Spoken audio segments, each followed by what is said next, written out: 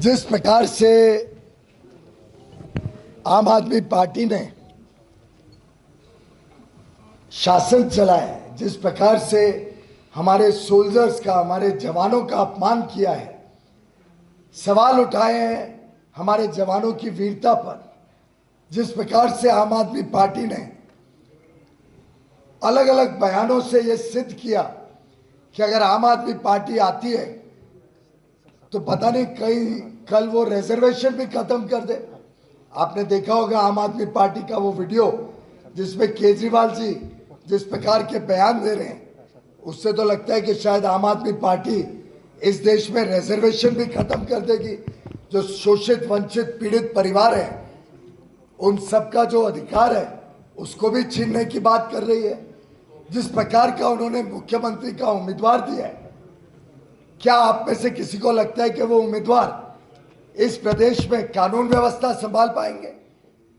मुझे तो कई बार पार्लियामेंट में जब वो खड़े होते हैं बोलने के लिए, सुबह क्वेश्चन आवर 11 बजे होता है, तब भी डर लगता है पता नहीं अब क्या आएगा। अब अगर सुबह 11 बजे ये हाल है तो प्रदेश कैसे चलेगा, इसकी कल्पना आप लोग कर सकते हो। तो मुझे लगता है कि होश में आए आम आदमी पार्टी और पंजाब के साथ छल ना करे। पंजाब की सुरक्षा प्रधानमंत्री नरेंद्र मोदी जी और भारतीय जनता पार्टी और हमारे मित्र दल मिलके देंगे। पंजाब को सुरक्षित बनाएंगे, पंजाब में कानून व्यवस्था स्थापित करेंगे। जो प्रदेश प्रधानमंत्री नरेंद्र मोदी को यहाँ सुरक्षा नहीं दे सकता है, उस प्रदेश की कानून व्यवस्था से आप कितने परेशान होंगे ये मैं समझ सकता हूँ। और मैं समझता हूँ पंजाब के हर व्यक्ति को आज एक अच्छी, ईमानदार, भ्रष्टाचार मुक्त सरकार के साथ साथ पंजाब में पुनः कानून व्यवस्था को मजबूत करने वाली सरकार चाहिए। सभी इंडस्ट्री के सर रॉ मटेरियल प्राइस बड़े ऊंचे होंगे सर, तो उसके लिए क्या कर रहे हैं?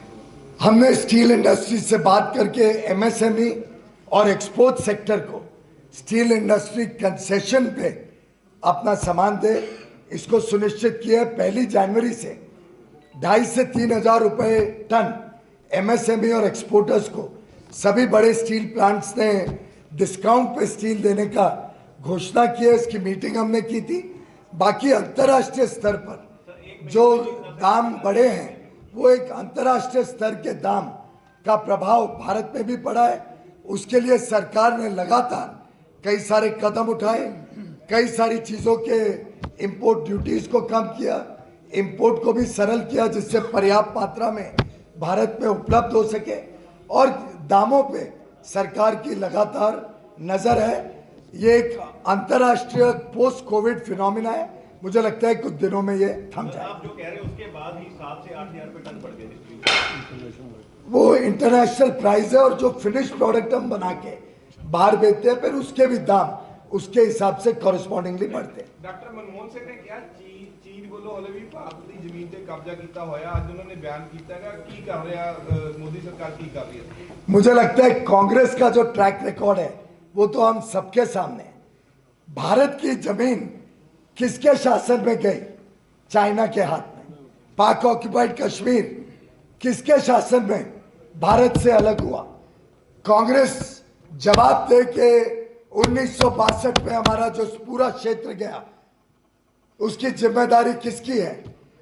मैं समझता हूं डॉक्टर मनमोहन सिंह जी को भी पूरी जानकारी है कि कांग्रेस जिम्मेदार है इस देश के बंटवारे के लिए, कांग्रेस जिम्मेदार है पंजाब के बंटवारे के लिए, कांग्रेस जिम्मेदार है देश के बड़े बड़े हिस्सों को हमने छोड़ दिया।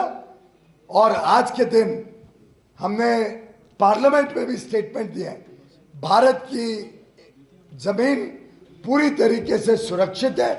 हमारे वीर जवान सेना के पूरी तरीके से तत्पर हैं।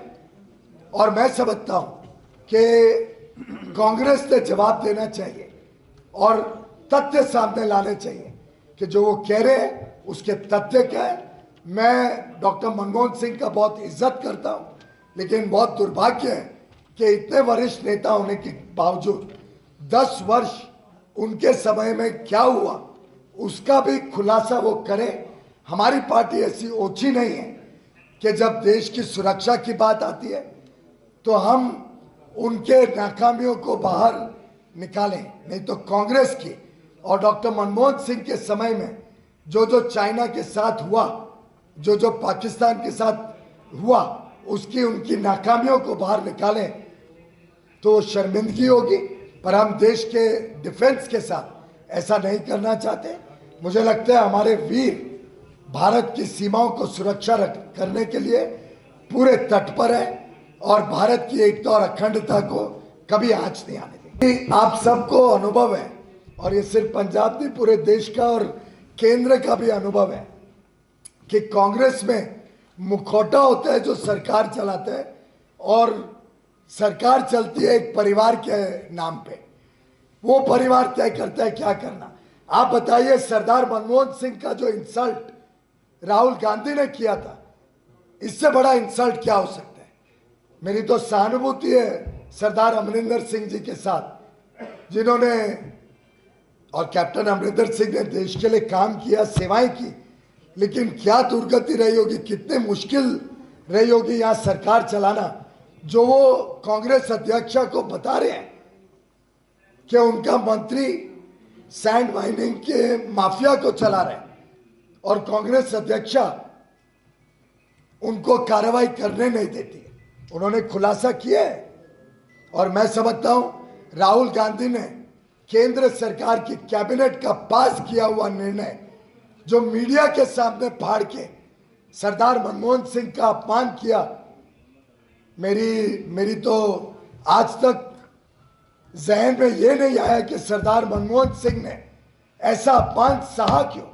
उस दिन उन्होंने रिजाइन करना चाहिए था।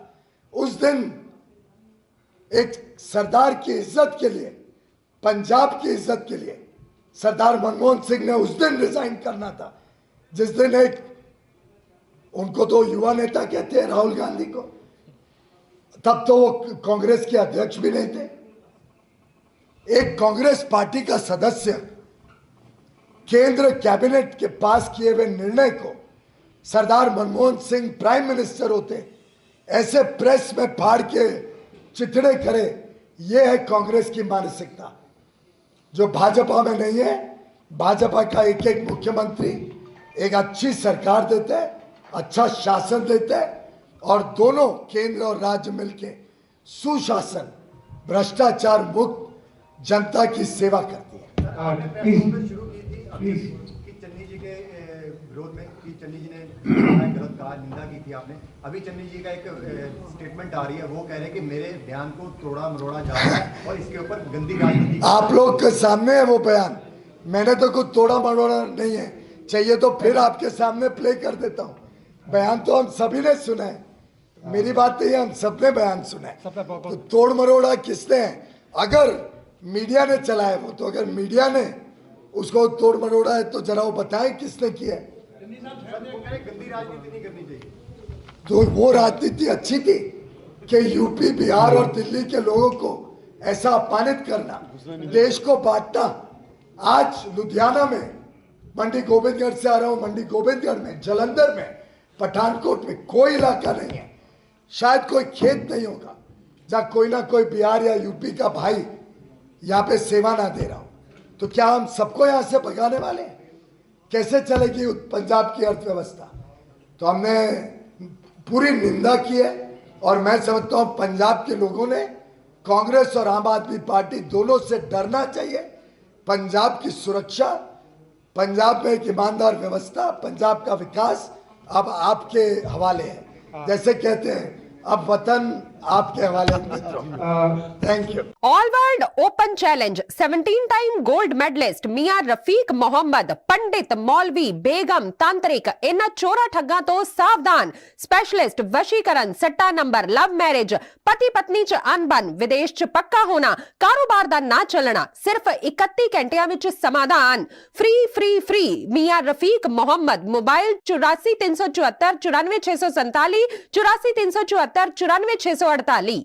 ਵਰਲਡ ਫੇਮਸ ਬਾਬਾ ਸਲੀਮ ਖਾਨ 21 ਵਾਰ 골ਡ ਮੈਡਲਿਸਟ। ਸਾਰੀਆਂ ਥਾਵਾਂ ਤੋਂ ਨਿਰਾਸ਼ ਅਤੇ ਮਾਯੂਸ ਹੋਣ ਵਾਲੇ ਇੱਕ ਵਾਰ ਫੋਨ ਜ਼ਰੂਰ ਕਰੋ, ਜਿਵੇਂ ਚਾਹੋਗੇ ਉਵੇਂ ਹੋਏਗਾ। It's my promise, immediately result, open challenge. ਇਲਮਾਂ ਦੇ ਮਾਹਿਰ A to Z ਸਮੱਸਿਆਵਾਂ ਦਾ ਫੋਨ ਤੇ ਘਰ ਬੈਠੇ ਕਰਵਾਓ ਹੱਲ। ਵਸ਼ੀਕਰਨ ਅਤੇ ਮੁੱਠ ਕਰਨੀ, ਲਵ ਮੈਰਿਜ, ਸੌਤਨ ਅਤੇ ਦੁਸ਼ਮਣ ਤੋਂ ਛੁਟਕਾਰਾ, ਪੱਕਾ ਕੰਮ ਪੱਕਾ ਹੱਲ, 101% ਦੀ ਗਾਰੰਟੀ, ਅਸ਼ਟਾਮ ਪੇਪਰ ਸਮੇਤ। ਸਭ ਤੋਂ ਪਹਿਲਾਂ ਕੰਮ ਕਰਨ ਦਾ ਵਾਅਦਾ, ਨੌਕਰੀ, ਪ੍ਰਮੋਸ਼ਨ, ਕਾਰੋਬਾਰ 'ਚ ਪਰੇਸ਼ਾਨੀ, ਘਰ 'ਚ ਝਗੜਾ, ਕੋਰਟ ਕੇਸ, ਤਲਾਕ, ਪ੍ਰਾਪਰਟੀ ਝਗੜਾ, ਪਤੀ ਪਤਨੀ ਚ ਅਣਬਣ, ਜਾਦੂ ਟੋਨਾ, ਮਨਮੋਹਣੀ ਵਸ਼ੀਕਰਨ ਕਰਵਾਓ ਜਾਂ ਤੁੜਵਾਓ, ਰੁੱਸੇ ਨੂੰ ਮਨਾਉਣਾ।